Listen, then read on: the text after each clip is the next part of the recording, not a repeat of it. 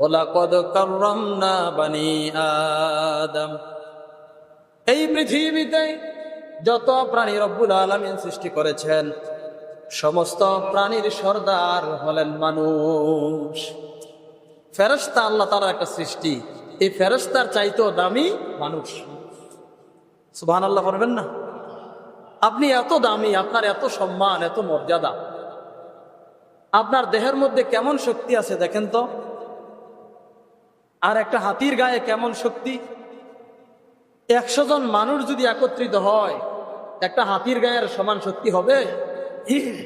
কিন্তু আমরা দেখি 3 ফুট 3.5 ফুট শিশু বাচ্চারা পর্যন্ত একটা হাতিরে পরিচালনা করে, হাতির পিঠে বসে, হাতিরে যদি কয় ডাইনে যা, হাতি ডাইনে যায়, হাতিরে যদি কয় বামে যা, হাতি বামে যায়।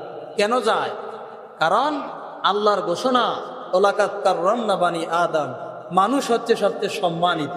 হাতি তোমার গায়ে শক্তি বেশি হতে পারে, মানুষ সম্মানিত, তুমি তার গোলামি করবে।